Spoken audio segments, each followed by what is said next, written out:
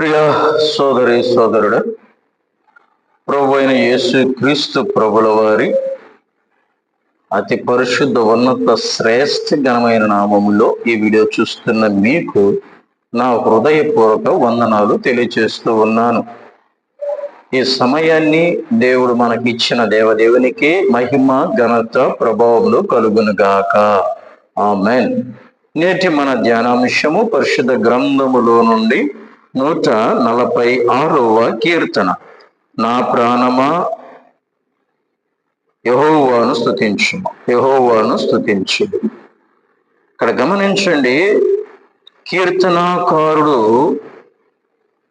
యెహోవాను స్తుతించుడి, నా ప్రాణమా యెహోవాను స్తుతించుము అంటున్నాడు. దేవుణ్ణి మనము స్తుతించే వారముగా ఉండాలి. ఎప్పుడు స్తుతించాలి దేవుణ్ణి? కొంతమంది ఏమో మేలులు జరిగినప్పుడు దేవా నీకే స్తోత్రం స్తోత్రం అంటారు. కష్టం వస్తే ఏమి దేవుడులే, నాకేం సహాయం చేశానులే అని నిరుత్సాహపడి దేవుని స్తుతించడం మానుకుంటాడు. రే సోదరి సోదరుడా, యోబు ఎప్పుడు దేవుని స్తుతించాడు? యోబు కష్టములో ఉన్నప్పుడు, శ్రమల్లో ఉన్నప్పుడు, బాధలు ఉన్నప్పుడే దేవుని స్తుతించాడు, దేవుని మహిమపరిచాడు. ప్రియ సోదరి సోదరుడా, నీవు నేను మనమందరం ఈ లోకములోనికి ఎందుకు వచ్చాము అంటే దేవుణ్ణి స్తుతించడానికి, మహిమపరచడానికి, ఆరాధించడానికి. ప్రియ సోదరి సోదరుడా, యెషయా గ్రంథం 43:7లో వ్రాయబడి ఉంటుంది కదా, నా మహిమ నిమిత్తం నేను సృజించిన జనులు. దేవుని మహిమపరిచే వరంగా ఉండాలి. మేలు జరిగినా జరగకపోయినా దేవుని స్తుతించి, ఆరాధించి, మహిమపరిచి, కనపరిచే వరంగా ఉండాలి. యోబు ఏమంటున్నాడు? యోబు గ్రంథం 1వ అధ్యాయము మనం గమనించినట్లయితే 2వ వచనం, నేను నా తల్లి గర్భముల నుండి దిగంబరునే వచ్చి తిని, దిగంబరునే అక్కడికి తిరిగి వెళ్ళేదను. యెహోవా ఇచ్చిన, యెహోవా తీసుకుని పని, యెహోవా నామానికి స్తుతి కలుగును గాక. చూశారండి, బిడ్డలు లేరు, చనిపోయారు, అందరూ ఆస్తి పోయింది, సమస్తం కోల్పోయినా కూడా దేవునికే మహిమ అని అంటున్నాడు. హబక్కు గ్రంథంలోకి మనం వెళ్ళినట్టయితే అక్కడ కీర్తనాకారుడు, అక్కడ దైవజ్ఞుడు అంటున్నాడు, ఇదిగో నేను యెహోవాను స్తుతించేదని. ఎప్పుడు స్తుతిస్తున్నాడు? ఎప్పుడు ఆనందిస్తున్నాడు? ఎప్పుడు దేవుని మహిమపరుస్తున్నాడు అని మనం చూస్తే హబక్కు 3:17, అంజూరపు చెట్టు పూయకుండినను, ద్రాక్ష చెట్టు ఫలింపకపోయినను, ఒలివ చెట్లు కాపు లేక ఎండినను, చేనిలోని పైరు పంటకు రాకపోయినను, గొర్రెల దొడ్డిలో లేకపోయినను, సాలలో పశువులు లేకపోయిన, యెహోవా యందు ఆనందించెదను, నా రక్షకర్త అయిన నా దేవుని నిన్ను సంతోషించెదను. ఎప్పుడు సంతోషించి దేవుని స్తుతిస్తున్నాడంటే ఏమీ లేని సమయములో. ప్రియ సోదరి సోదరుడా, మనకు ఏమున్నా ఏమి లేకపోయినా దేవుని స్తుతించే వారంగా, మహిమపరిచే వారంగా, దేవుని ఆనందించే వారంగా ఉండాలి. ప్రియ సోదరి సోదరుడు, ఎంతకాలం అంటే మనము బ్రతికినంత కాలం. దావీదు కీర్తనకారుడు అంటున్నాడు, నా జీవిత కాలం అంతయు నేను యెహోవాను స్తుతించెదను, నేను బ్రతకాలం అంతా నా దేవుని కీర్తించెదను. మనం బ్రతికినంత కాలము దేవుని స్తుతిస్తూనే ఉండాలి, దేవుని ఆరాధిస్తూనే ఉండాలి, దేవుని ఘనపరుస్తూనే ఉండాలి, మహిమపరుస్తూనే ఉండాలి. ప్రియ సోదరి సోదరుడా, నువ్వు అడగవచ్చు, ఎందుకు దేవుని స్తుతించాలి, ఎందుకు దేవుని మహిమపరచాలి అని నీకు క్వశ్చన్ రావచ్చు. ప్రియ సోదరి సోదరుడా, ఇక్కడ చూద్దామా, రండి 103వ కీర్తనకు మనం వెళదాం. ప్రియ సోదరి సోదరుడా, అక్కడ మనం గమనించినట్లయితే కీర్తనకారుడు దేవుని ఎందుకు స్తుతిస్తున్నాడో చూద్దాం. 103వ కీర్తన, నా ప్రాణమా యెహోవాను సన్నుతించుము, అంతరంగ సమస్తమైన పరిశుద్ధాను సన్నుతించుము, నా ప్రాణమా యెహోవాను సన్నుతించుము. ఏమంటున్నాడండి? దేవుని స్తుతించు, దేవుని ఆరాధించు, నువ్వు మహిమపరచు అంటున్నాడు. తన ప్రాణంతో చెప్పుకుంటున్నాడు. ఇంకొక ఆయన అంటున్నాడు లూకాసు వార్తలో, నా ప్రాణమా తిను త్రాగు సంతోషించు అంటున్నాడు. అతనేమో తిని సంతోషించు, ఆనందించు, తాగు అంటున్నాడు. దావీదు అంటున్నాడు, నా ప్రాణమా దేవుని స్తుతించు, దేవుని ఆరాధించు, దేవుని ఘనపరచు, దేవుని మహిమపరచు అంటున్నాడు. ప్రియ సోదరి సోదరుడు, మరి నువ్వు దేవుని మహిమపరుస్తున్నావా? దేవుని స్తుతిస్తున్నావా? దేవుని ఘనపరుస్తున్నావా? ఒక్కసారి నిన్ను నువ్వు పరీక్షించుకొని చూడు. నీ జీవితంలో దావీదు మహారాజు అంటున్నాడు, నేను రోజుకి 7 మార్లు దేవుని స్తుతిస్తున్నాను. అవును సోదరి సోదరుడా, దేవుని మనం స్తుతించే వారంగా మనం ఉండాలి. దేవుని గణపరచాలి. ఎందుకు గణపరచాలో కొన్ని విషయాలు నేర్చుకున్నాం. ఇక్కడ మనం గమనించినట్లయితే ఆయన చేసిన ఉపకారములను బట్టి దేవుని స్తుతించాలి. అరే సోదరి సోదరుడా, నీ జీవితంలో ఎన్నో ఉపకారాలు దేవుడు చేశాడు. ఆ ఉపకారం బట్టి దేవుని మనం స్తుతించే వరంగా ఉండాలి. దేవుని గణపరిచే వరంగా మనం ఉండాలి. అదే సమయంలో దేవుడు ఎప్పుడైతే నీకు ఉపకారము చేశాడో ఆ ఉపకారాన్ని బట్టి దేవుని స్తుతించాలి. నీవు కూడా ఉపకారం చేయాలి. వాక్యం సెలవిస్తుంది. హెబ్రీయులకు రాసిన పత్రిక మనం వెళ్ళినట్టయితే ఉపకార ధర్మము చేయటం మానొద్దు అంటూ ఉన్నాడు. ప్రియ సోదరి సోదరుడా, ఉపకారము చేయటం మనం మానకూడదు. ఉపకారము చేయాలి. ఉపకారం చేసి బిడ్డలుగా మనం ఉండాలి. కనుక మొదటిగా ఎందుకు దేవుణ్ణి మనం స్తుతించాలి అంటే దేవుడు చేసిన ఉపకారాలను బట్టి దేవుని స్తుతించాలి. నెంబర్ 2, ఎందుకు మనం దేవుని స్తుతించాలి అంటే ఆయనని దోషములన్నీ క్షమించువాడు. మన దోషమును క్షమిస్తున్నాడు. ప్రియ సంగమా, ప్రియ సోదరి సోదరుడా, 130వ కీర్తనలోకి మనం వెళితే అంటాడు, ప్రభువా నువ్వు దోషులను బట్టి చూస్తే ఎవడు నిలవగలడు? అయితే నీ యందు భయభక్తులు పెరిగితే క్షమాపణ ఉంది. అవును సోదరి సోదరుడా, ఇదిగో దేవుడు దోషం పట్టి చూస్తే లోకంలో ఎవ్వడు నిలవలేడండి. అయితే ప్రభు యొక్క క్షమాపణ ఉంది. ఆయన క్షమించే దేవుడు గనుకనే ఈ రోజు మనము ఇలాగ దేవుని సన్నిధిలో కూర్చోగలుగుతున్నాము, దేవుని ఆరాధించగలుగుతున్నాం, దేవుని మహిమపరచగలుగుతున్నాం. కనుక మన దోషములన్నీ క్షమించే దేవుడు ఆయన, మన అపరాధములు క్షమించే దేవుడు. 86 కీర్తనలు అంటాడు, ఇదిగో ప్రభువా నువ్వు క్షమించుటకు సిద్ధ మనసు కలిగిన దేవుడు. అవును సోదరి సోదరుడు, ప్రభు క్షమించుటకు సిద్ధ మనసు కలిగినటువంటి దేవుడు. మత్తయి సువార్త 9:6 అంటాడు, పాపను క్షమించుకుని మనుష్య కుమారునికి భూమి మీద అధికారం ఉంది. అవును సోదరి సోదరుడా, మన దోషమును క్షమిస్తున్నాడు కనుక మనము దేవుని స్తుతించే వారముగా దేవుని గణపరచాలి. మొదటి ఫస్ట్ పాయింట్ వచ్చేసి నువ్వు దేవుడు చేసిన ఉపకారాలను బట్టి దేవుని స్తుతించాలి. సెకండ్ పాయింట్, దేవుడు నీ పాపమును క్షమించాడు, నీ దోషమును తీసివేశాడు, వాటన్నిటిని జ్ఞాపకము చేసుకోలేదు. తూర్పుకు పరమత దూరం చేస్తున్నాడు. ప్రియ సోదరి సోదరుడా, వాక్యం సెలవిస్తుంది, పరమటికి తూర్పు ఎంత దూరమో ఆయన మన అతిక్రమణం మనకు అంత దూరపరిచి ఉన్నాడు. మన దోషములు తూర్పుకు పరమడంత దూరం చేస్తున్నాడు. ఇంకెన్నడూ జ్ఞాపకం చేసుకోలేదు. ప్రియ సోదరి సోదరుడా, అందుని బట్టి మనం దేవుని స్తుతించాలి. ఇదిగో ఈ లోకంలో మనుషుల ఎడల ఏదైనా మనం ఒక పొరపాటు చేసి ఉంటే వాళ్ళు బ్రతికినంత కాలం దాని జ్ఞాపకంలో ఉంచుకుంటాడు. అయితే ప్రభు అంటున్నాడు, నేను వాటిని దూరం చేసి తిని ఎన్నడూ నీ దోషములను నేను జ్ఞాపకము చేసుకొనను అంటున్నాడు. ప్రియ సోదరి సోదరుడు, యెషయా గ్రంథంలో అంటాడు, నీ దోషములను నేను నీ పాపములకు ఎన్నడూ జ్ఞాపకము చేసుకొనను అంటున్నాడు. మన దోషాలను ఆయన జ్ఞాపకం చేసుకునే దేవుడు కాదు. అయితే ఒక్కసారి క్షమించి వేశాడు, నన్ను క్షమించి వేశాడు అంటే ఇంకా ఎన్నడూ కూడా ఆయన మన దోషాలను జ్ఞాపకం చేసుకునే దేవుడు కాదు. ప్రియ సోదరి సోదరుడా, అందుని బట్టి మనం దేవుని స్తుతించి ఆరాధించి దేవుని మహిమపరిచే వారంగా మనం ఉండాలి అనే సత్యాన్ని మర్చిపోవద్దండి. యెషయా గ్రంథం 43:25 నేనే నా చిత్తానుసారంగా నీ అతిక్రమణ తుడిచివేయుచున్నాను, నేను నీ పాపను జ్ఞాపకము చేసుకొనను. ఎన్నడూ మన పాపాలు జ్ఞాపకం చేసుకునేవాడు కాదండి. అందుని బట్టి నువ్వు దేవుని స్తుతించాలి.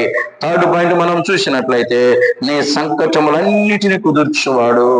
ఏ సంకటంలో నువ్వు కుమిలిపోతున్నావో, ఏ సమస్యలో నువ్వు కృంగిపోతున్నావో, ఏ సమస్యలో నువ్వు ఇబ్బంది పడుతున్నావో, ఇక నా జీవితం అయిపోయింది, నా జీవితం నాశనం అయిపోయిందని నువ్వు సంకటపడుతున్నావో, ఆ సంకటములన్నిటిని కుదుర్చే దేవుడు. అందరి బట్టి దేవుని స్తుతించాలి.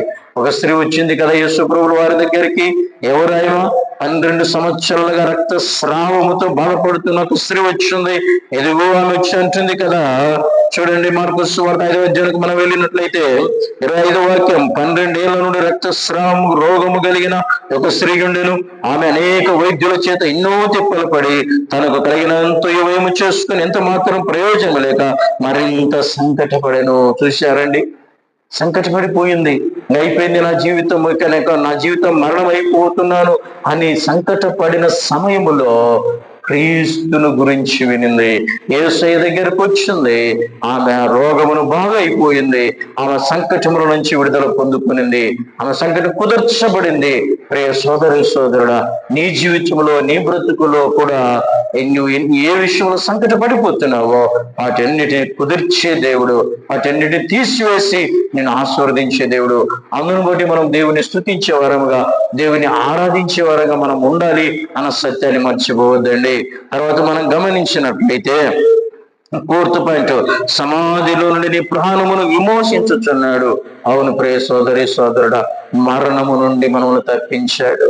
ఏ మరణము అంటే శరీరముతో ఉన్నప్పుడు ప్రతి ఒక్కరూ మరణించాల్సి ఉంది. నువ్వు యేసు ప్రభు నమ్ము నమ్మకపో అందరము ఈ లోకాన్ని విడవలసిందే. ఎవరూ శాశ్వతము కాదు. అయితే శరీరముతో చేసిన దోషాలను బట్టి, శరీరంతో చేసిన మేలును బట్టి, దాన్ని బట్టి నీకు మరణం ఉంది ప్రియ సోదరి సోదరుడా. అదే రెండవ మరణం, నీ ఆత్మకు ఆ మరణాన్ని తప్పించేవాడు మన దేవుడు. ప్రియ సోదరి సోదరుడా, వాక్యం ఏం సెలవిస్తుందంటే మరణము తప్పించుట యెహోవా వశము. అవును ప్రియ సోదరి సోదరుడా, ఇదిగో నువ్వు క్రీస్తు రక్తం చేత కడగబడినావా? యేసు క్రీస్తును అంగీకరించినావా? తండ్రి కుమార పరిశుద్ధాత్మ బాప్తిసం తీసుకున్నావా? అయితే నువ్వు మరణము నుంచి తప్పించబడ్డావు. మరణము నుంచి నేను తప్పించాడు ప్రియ సోదరి సోదరుడా. మరణములో నుండి జీవములోనికి నువ్వు ప్రవేశించావు. అందును బట్టి దేవుని స్తుతించాలి. అందును బట్టి దేవుని నువ్వు గణపరిచేవారుగా ఉండాలి ప్రియ సోదరి సోదరుడా. ఇక మరణము నీ మీద పెత్తనము చేయదు, మరణము నీ మీద అధికారము చేయదు కనుక అందును బట్టి నువ్వు దేవుని స్తుతించి ఆరాధించి గణపరచాలి. మరణము నుంచి నిన్ను తప్పించాడు, నన్ను తప్పించాడు. మరణ భయం మన బ్రతుకులో లేకుండా చేసిన గొప్ప దేవుడు ఆయన. అందును బట్టి ఆ దేవుని నీవు నేను మనం అందరము గణపరిచే వారంగా ఉండాలి అన్న సత్యాన్ని మర్చిపోవద్దండి. తర్వాత మనం గమనించినట్లయితే కరుణ కటాక్షంని కిరీటంగా ఉంచుచున్నాడు. ఆయన కరుణ మన మీద ఉంది ప్రియ సోదరి సోదరుడా. ప్రభు కనికరమే లేకపోతే, ఆయన కరుణ లేకపోతే నీవు నేను మనం ఏమైపోయిందో ఒక్కసారి జ్ఞాపకం చేసుకుందాం ప్రియ సోదరి సోదరుడా. ప్రభు ఎవరంటే కరుణా వాత్సల్యత కలిగిన వాడు, అత్యంత కృప కలిగిన వాడు. అత్యంత కృప, ఆ కనికరము నీ ఎడల, నా ఎడల, మన మానవులందరి ఎడల ఆయన చూపుతూ వస్తున్నాడు ప్రియ సోదరి సోదరుడా. యోనా అంటున్నాడు కదా, యోనా గ్రంథం 4వ అధ్యాయంలో మనం గమనించినట్లయితే, యెహోవా ఇదిగో నీవు కటాక్షమును జాలియు బహుశాంతమును అత్యంత కృపగల దేవుడవై ఉన్నావు అంటున్నాడు. అయ్యా నువ్వు అత్యంత కృప కలిగిన దేవుడు, కటాక్షం కలిగిన దేవుడు, జాలి కలిగిన దేవుడవు అని యోనా అంటున్నాడు. యోవేలు గ్రంథంలో వాయబడి ఉంటుంది, ఇదిగో నీవు కరుణ వాత్సల్యత కలిగిన దేవుడవు అంటున్నాడు. అవును సోదరి సోదరుడు, మన ప్రభు ఎవరంటే కరుణ వాత్సల్యత కలిగినటువంటి దేవుడు, కనికర సంపన్నుడు ప్రియ సోదరి సోదరుడా. అందును బట్టి మనం దేవుని స్తుతించాలి. ఆయన కరుణను, ఆయన కటాక్షమును మనకు కిరీటముగా ఉంచాడు. అందును బట్టి మనం దేవుని స్తుతించాలి. అందును బట్టి మనం దేవుని ఆరాధించాలి.